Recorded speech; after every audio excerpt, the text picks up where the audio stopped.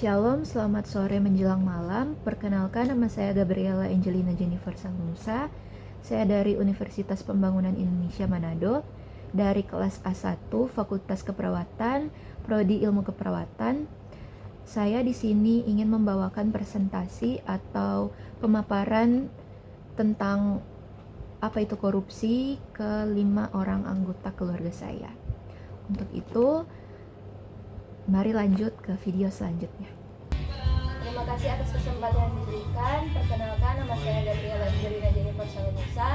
Saya dari Fakultas Keperawatan, jurusan Keperawatan, Prodi Ilmu Keperawatan di Universitas Pembangunan Indonesia Manado. Kali ini saya akan menceritakan atau mempresentasikan tentang bentuk-bentuk korupsi politik yang perlu diketahui.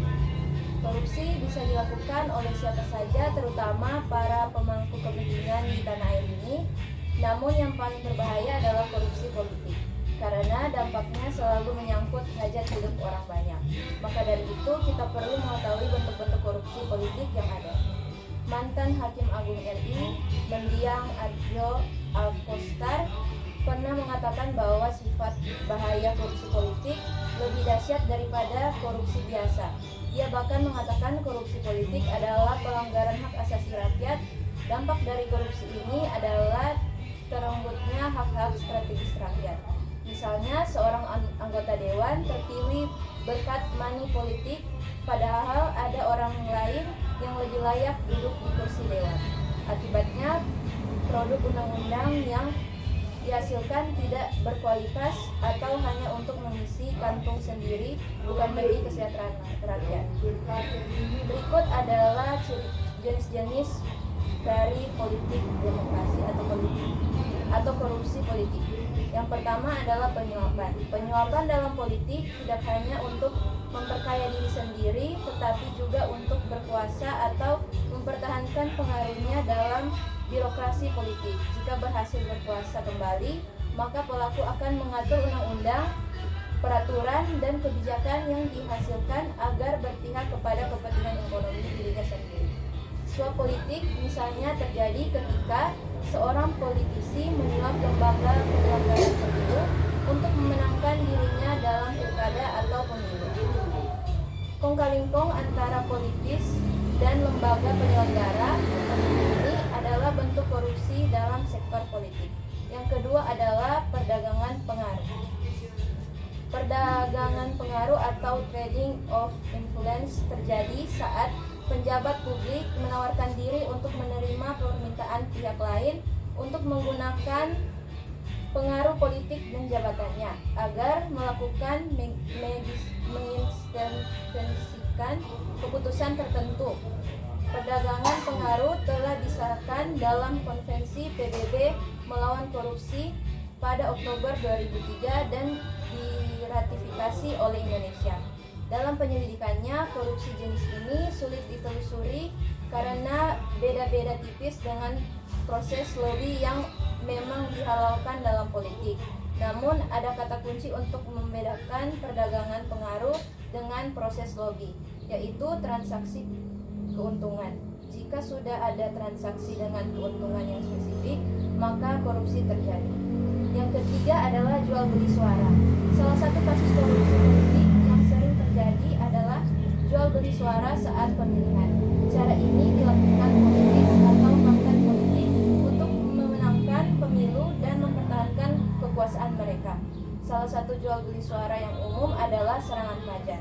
Ini adalah istilah yang digunakan untuk praktik bagi-bagi uang oleh kader partai kepada warga di pagi hari sebelum acara pencoblosan dilaksanakan. Tindakan ini dilakukan untuk mempengaruhi keputusan warga dalam memilih.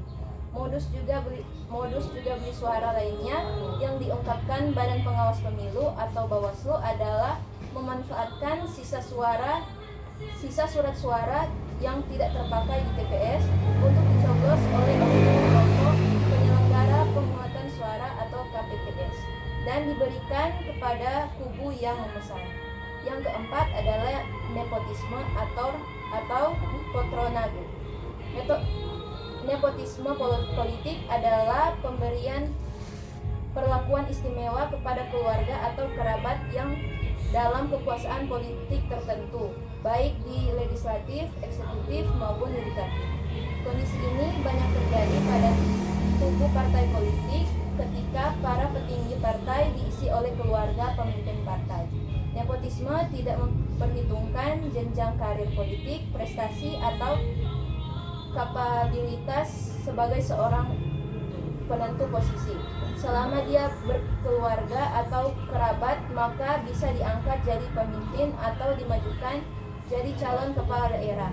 Praktik ini juga dilakukan untuk melenggangkan dinas politik di tubuh partai. Yang kelima adalah pembiayaan kampanye. Korupsi politik lainnya adalah pembiayaan untuk parpol atau caleg selama kampanye. Masih menjadi perdebatan apakah ini adalah pelanggaran pidana atau dukungan politik semata. Namun istilah tidak ada makan siang gratis kiranya jadi salah satu jawabannya. Pendanaan kampanye oleh pengusaha kepada seorang caleg bukanlah tanpa sebab. Walaupun mungkin tak ada transaksi secara tertulis, namun ada utang budi yang mesti dibayar caleg kepada pendonor. Di antaranya bentuk pelunasan utangnya bisa jadi adalah pengaturan kebijakan yang menguntungkan pengusaha atau manipulasi pemenangan tender pengadaan barang dan jasa. Baik, sekian dari presentasi saya. Terima kasih atas kesempatan.